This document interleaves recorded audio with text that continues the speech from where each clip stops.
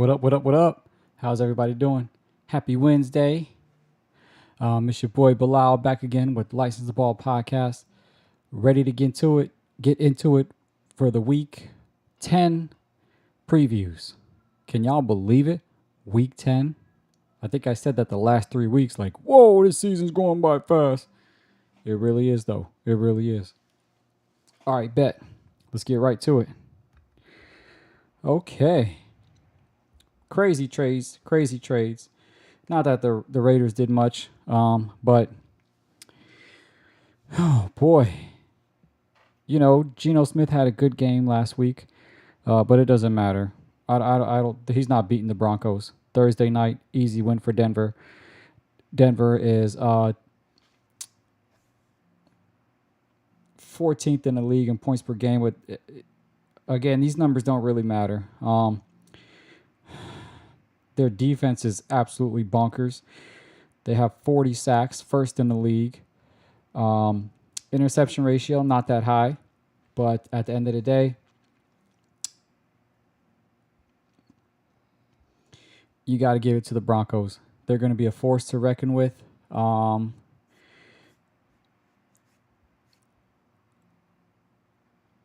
just feel like, again, not to sound like a broken record, but this Chiefs with Geno Smith and Pete Carroll, that era is going to be the fastest era I've ever seen.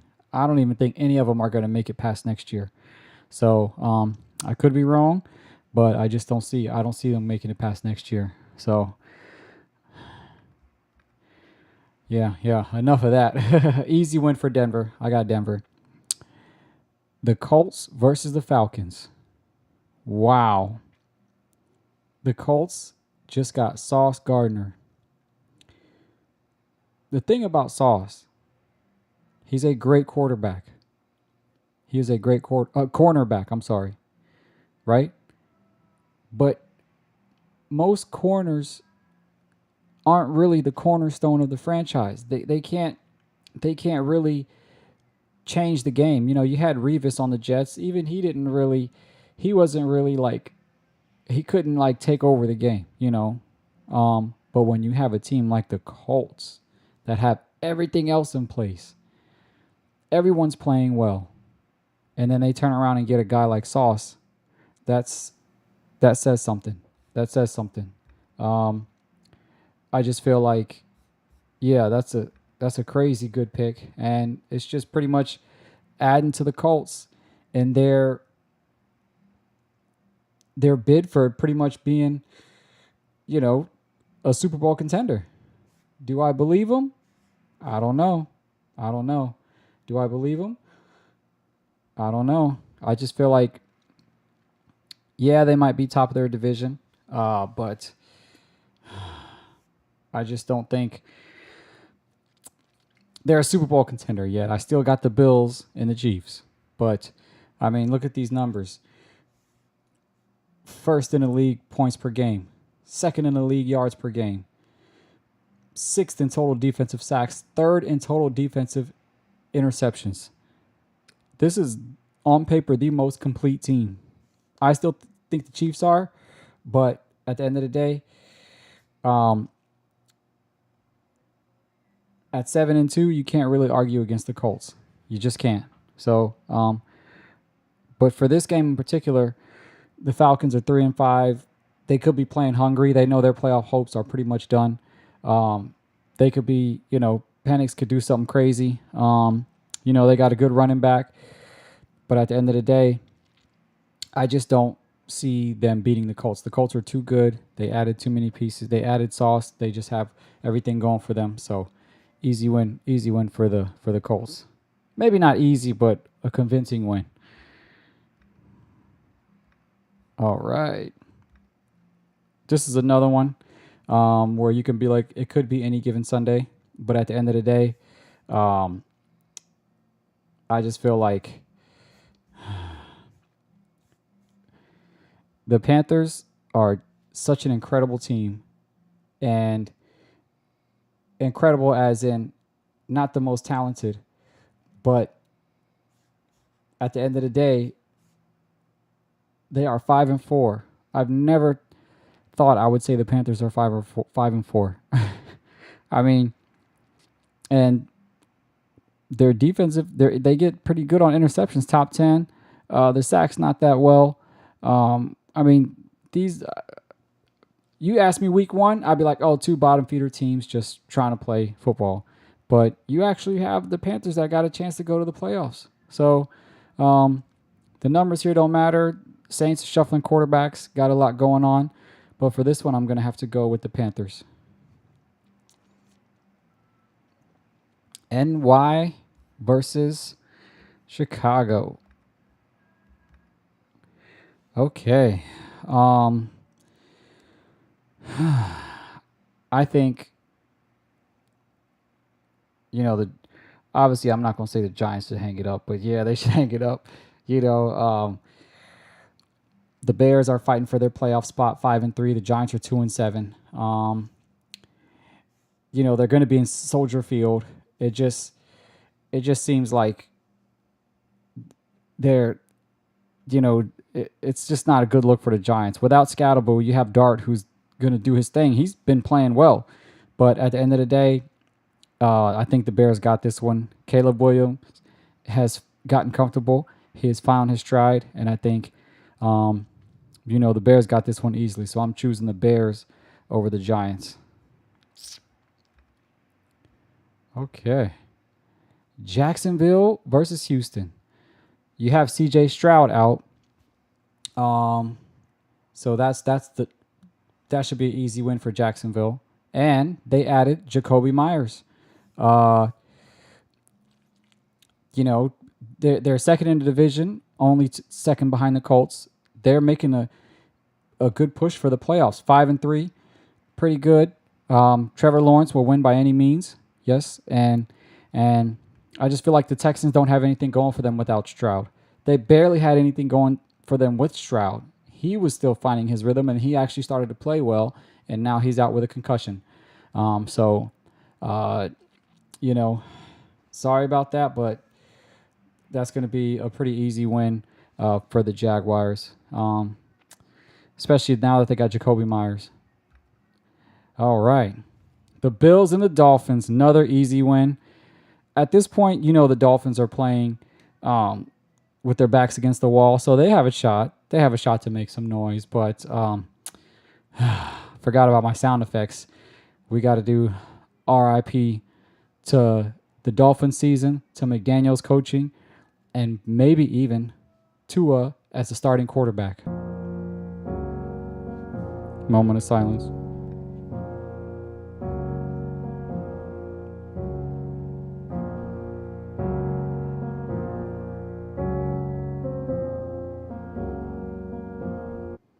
Man, that's going to be a serious overhaul. I'm surprised it didn't happen during the trade deadline, but it is what it is. Easy win for Buffalo unless Miami just plays like a bat out of hell. Just easy win for Buffalo. All right. Ooh, this is actually going to be a good game. Lamar Jackson is back. That changes the whole dynamics of everything. MVP caliber quarterback. I mean, he instantly made a difference. Threw 4 touchdown passes his last start, coming back from injury.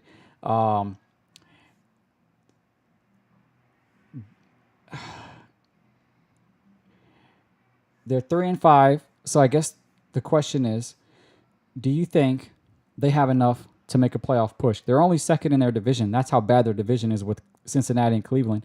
But they just got to get past Pittsburgh. And, Pittsburgh is inconsistent.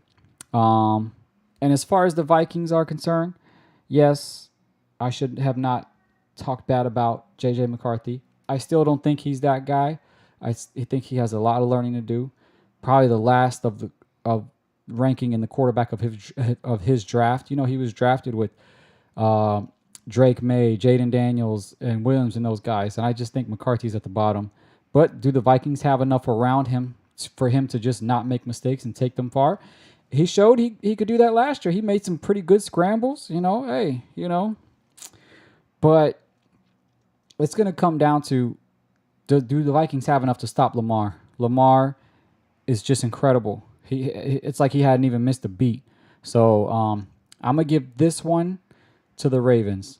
Just because their defense is bad, I'm gonna have to give it to the Ravens. But not by like a wide margin. So, all right, who we got next? More bottom feeder teams. Cleveland versus New York Jets. The Jets literally got rid of everybody, so they're already building for the future. Who should I give this to? The Browns are a joke. I mean, you could pretty much flip a coin for these guys. They both are just hideous. Let's see. 1-7 and 2-6. I mean, bottom of the AFC North, AFC East, bottom for the Jets. I mean, who do you guys think will win this one?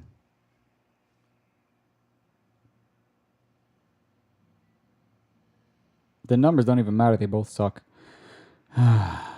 If Shedeur starts, I'm giving it to the Jets. No. I mean, I'm giving it to the Browns.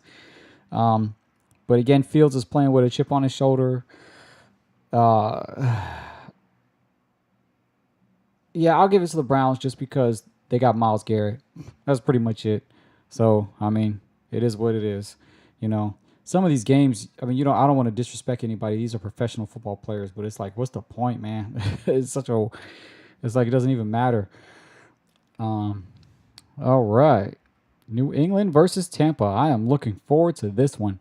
This might be the closest game of the week. I'm going to give it to New England just because I think the AFC is a little bit stronger than the NFC. But at the end of the day, they're the top of their division, both teams. Obviously, the AFC East is a tad bit stronger than the NFC South because you got the Panthers at number 2 behind Tampa Bay. But I'm not taking away credit from Tampa Bay. Baker Mayfield is doing his thing. They put up good numbers. Their defense does what they have to do. They are a solid team. I just think the Pats are a little bit better. And their defense is a little bit better. So I'm going to have to go with the Pats. But, Mayfield ain't going out without a fight. I think he's still in the MVP running. But the Pats, they found a rhythm, and they are going to win some more games for sure. And I think they will beat the Tampa Bay Buccaneers. So that's what I think about that. Arizona and Seattle.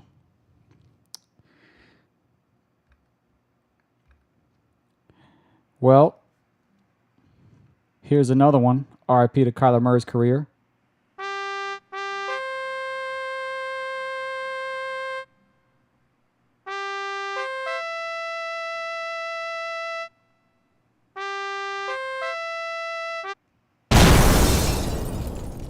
Get him out of there. I actually like Kyler Murray. I was a fan of him because he's the smaller statue quarterback, Heisman winner, big-time player. But at the end of the day, it's not working. They just put him on injured reserve, which means he's going to be out for another 4 weeks. And they're going to go with Brissett. Or how do you say that man's name? Let me stop. I don't want to disrespect that man. Let me see. Brissett. I said brisket. Jacoby Brissett. Again, career backup. Bounced around a whole bunch of teams. But I think he's what the Cardinals need until they figure out what to do in quarterback situation. He can get them some points. He might get them a couple more wins. Obviously, their playoff hopes are finished. They are 3-5. Very tough division with Los Angeles, Seattle, and even San Francisco playing well. So they're out of the playoffs. So, I mean, they got nothing to lose by keeping Brisket in there and just shutting down Kyler for the rest of the season. I know it sucks. Kyler's their franchise quarterback, but they made a mistake. And Sam Darnold is playing lights out. I'm not going to keep repeating myself saying I'll believe it when I see it when he's in the playoffs and how he can perform in the playoffs. I don't want to repeat myself, but he's playing lights out. You got to give credit where credit is due. From top to bottom, Seattle is another complete team. I still think the Rams are the most complete team in the NFC, but Seattle is no joke. Seattle is no joke. And surprise, surprise, the Rams are the only team ahead of them in the NFC West.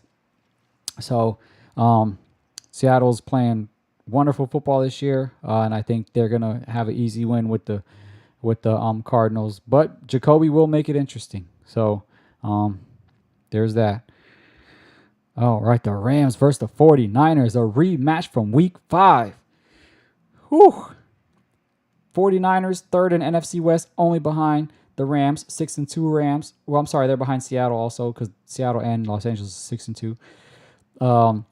But San Fran is a good team. But as I've always said, in my opinion, Matthew Stafford needs to be in the MVP running, in the MVP race. I know, I feel like, is it me or is a lot of people really not mentioning him? You know, I mean, he has been consistent year in and year out. And this year, he is playing excellent football.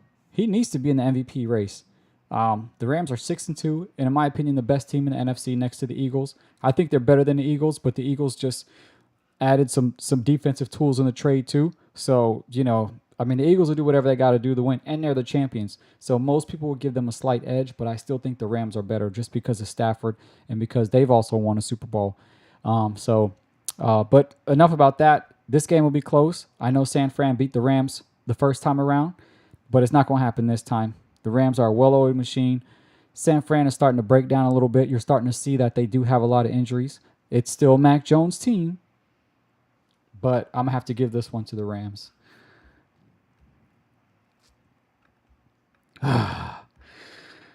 Don't remind me about this. Jaden Daniels.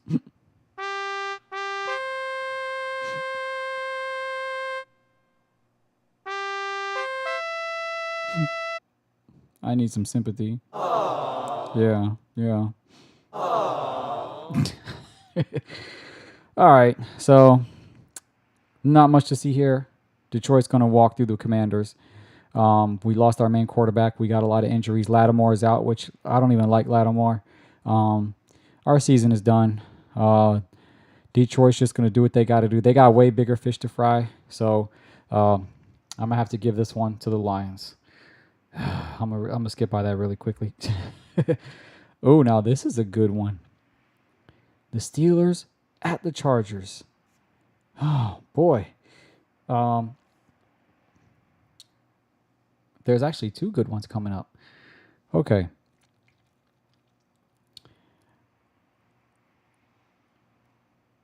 I'm going to give this one to the Steelers just because I don't see Justin Herbert doing well under pressure. And the Steelers will bring the pressure. I know Mike Tomlin is under fire because he has the highest paid defense. And they are going to come after Justin Herbert. And I feel like he will fold. Until Herbert proves that he can win an important game, I have to give it to the Steelers. You got Rodgers back there. If he can stay healthy that game, I feel like it's not going to be an easy win because, the Chargers, let's see, they're second in the division only to Denver. Which, I mean, if you'd have said that at the beginning of the year that Denver would lead the AFC West, this is crazy. You got the Chiefs, you got the Chargers. I would have put the Chiefs first, but hey, it is what it is. I still think the Chiefs is the best team in the AFC, but Denver's ahead of the AFC West. But Pittsburgh is still ahead in the AFC North, and I just feel like they just have way more confidence, way more veteran ability, and Justin Herbert buckles under pressure, so I'm going to have to give this one to the Steelers. And now the last but least, I feel like this will be the game of the. I mean, I keep saying that. I mean, this is why you love football, man. There's so many great games. Let's do some, yeah. But okay, so